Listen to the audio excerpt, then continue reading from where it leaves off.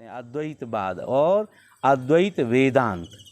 वेदांत ब्रह्म विद्या कहते हैं, वेद अद्वैतवाद कहते हैं। जो उनसे थोड़े निम्न स्तर के लोग होते हैं जिनकी बौद्धिक क्षमता है। और फिर तीसरा प्रकार एक और है, उसको हम त्रैतवाद कहते हैं। तो अद्वैतवाद, द्वैतवाद और त्रैतवाद, ये तीन प्रकार हैं, तीन जो त्रैतवादी हैं वो इस जगत को में, और जो है ना तीसरा जो रूप है वो जगत रूप में। इस प्रकार से हम वेद की विद्या को, ब्रह्म विद्या को बिना द्वैतवाद के हम अद्वैतवाद को नहीं समझ सकते हैं। अनेक प्रकारों में बदल जाता है तो त्रैतवाद हो जाता है। त्रैतवाद में जीव भी आ जाता है, उपासना कांड कहते हैं। तो वेद विद्या के, ब्रह्म विद्या के तीन कांड हैं, तीन हिस्से हैं, तीन प्रकार हैं। उसको हम कर्म कांड कहते हैं, ज्ञान कांड कहते हैं, उपासना कांड कहते हैं। इन तीनों को समझने के लिए हमें वेद के तीन वाद भी समझने पड़ते हैं। ब्रह्म विद्या को तीन प्रकार से कहा गया है। एक जो वाद है उसको हम कहते हैं अद्वैतवाद। दूसरा अद्वैतवाद जो है वो सबसे उच्चतम ज्ञान है। उसमें हम जानते हैं कि सृष्टि, जगत और परमात्मा एक ही है, ये दो नहीं है। एक उसका व्यक्त रूप है और एक उसका अव्यक्त रूप है। तो दोनों रूप मिलकर हम उपासना, ज्ञान और कर्म से जानते हैं। तो इसको हम अद्वैत दर्शन कहते हैं, अद्वैतवाद और अद्वैत वेदांत। वेदांत का अर्थ होता है वेद और उसका अंत, अर्थात जो वेद की अंतिम ज्ञान है, वेद का जो उच्चतम ज्ञान है, जो शुद्ध ज्ञान है, परिपूर्ण ज्ञान है, ब्रह्म विद्या कहते हैं। वेद अद्वैतवाद कहते हैं इसको। इस अद्वैतवाद को समझने के लिए जो बहुत उच्च कोटि के बौद्धिक लोग होते हैं वो तो वेदांत मार्ग से अपना जीवन जी सकते हैं, वेदांत का जीवन में अनुभव करते हैं। लेकिन जो उनसे थोड़े निम्न स्तर के लोग होते हैं जिनकी बौद्धिक क्षमता इतनी ऊंची नहीं होती है, उनके लिए ऋषियों ने और वेद ने द्वैतवाद कहा। और फिर तीसरा प्रकार एक और है, उसको हम त्रैतवाद कहते हैं। तो अद्वैतवाद, द्वैतवाद और त्रैतवाद, ये तीन प्रकार हैं, तीन पथ हैं, तीन मार्ग हैं। तीन प्रकार से इस संसार को समझा जा सकता है। जो त्रैतवादी हैं वो इस जगत को और ब्रह्म को तीन रूपों में देखते हैं। ब्रह्म है, जीव है और जगत है, ये त्रैतवाद है। इन तीनों की जो व्याख्या है वो त्रैतवाद कहलाती है। और जो द्वैतवादी हैं वो ब्रह्म है और जगत है ऐसा मानते हैं, या ब्रह्म है और उसकी माया है, ये द्वैतवादी हैं। द्वैतवाद अर्थात ब्रह्म का एक असली रूप है और एक उसका जो है प्रकट रूप है जिसे माया भी कहते हैं। तो ब्रह्म है और ब्रह्म की जो शक्ति है, जो कार्य करने की क्षमता है, विचार करने की क्षमता है, क्योंकि ब्रह्म का अर्थ होता है चैतन्य।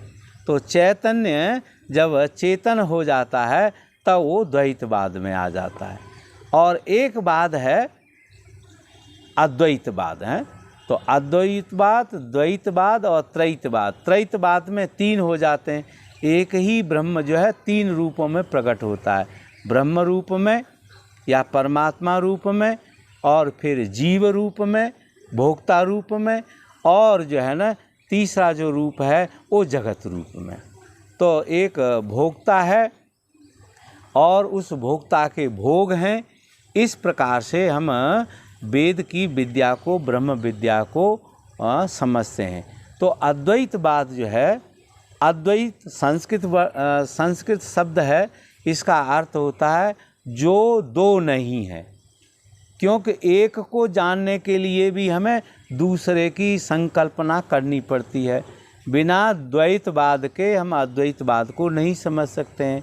तो पहले हम जगत को समझते हैं और जगत को समझकर उसके अनुसार हम ब्रह्म की जो है ना संकल्पना करते हैं, ब्रह्म को समझते हैं। क्योंकि बिना आकार के समझे हम निराकार को नहीं समझ सकते। तो आकार से हम निराकार को समझते हैं। और निराकार जो है वो आकार में बदलता है, फिर जो है अनेक प्रकारों में बदल जाता है, तो त्रैतवाद हो जाता है। जो अद्वैतवाद है वो केवल ब्रह्म में निष्ठा रखता है, ब्रह्म निष्ठा, ब्रह्म एक है, अकेला है, पूर्ण है, उसको हम दो नहीं कहते, एक कहते हैं।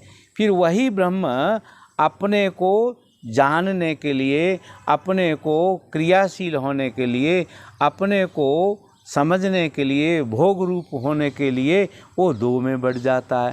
और दूसरा जो ब्रह्म की जो छाया रूप है, ब्रह्म का जो छाया रूप है, माया रूप है, वो जगत है।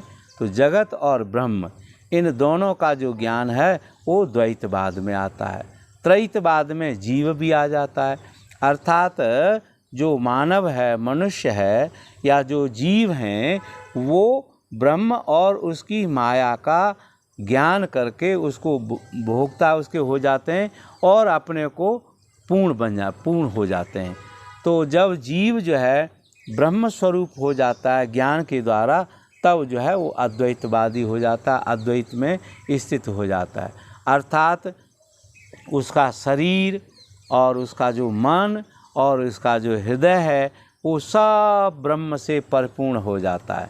वो अपनी शरीर की स्थिति को भी ब्रह्म स्थिति में समझता है कि यह ब्रह्म ही है।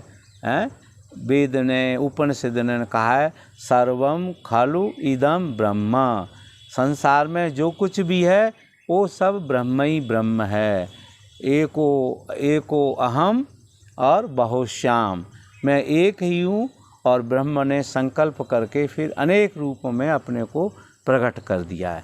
तो आज से हम अद्वैतवाद को द्वैतवाद और त्रैतवाद की सहायता से, क्योंकि व्यवहारिक ज्ञान जो है द्वैतवाद और त्रैतवाद है, ये एक तरीके से सीढ़ियाँ हैं। इन सीढ़ियों पर चढ़ते चढ़ते, इस ज्ञान का उपयोग करते करते, इस रास्ते पर चलते चलते हम अद्वैतवाद तक पहुंच जाते हैं। और जो व्यक्ति अद्वैतवाद में, जिसका मन चित्त अद्वैतवाद में स्थापित हो जाता है, फिर उसके लिए कोई कर्म, कोई उपासना शेष नहीं रह जाती। वो निःशेष होकर अपने में ही शांत हो जाता है।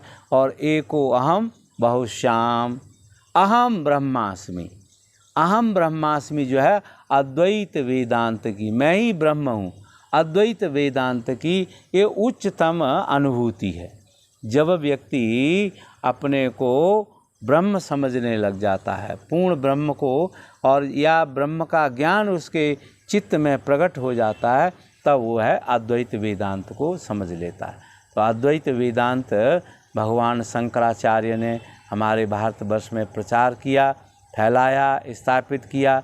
लेकिन ये सब वैदिक विद्या है, वैदिक ज्ञान है, इसीलिए हम इसको ब्रह्म विद्या भी कहते हैं।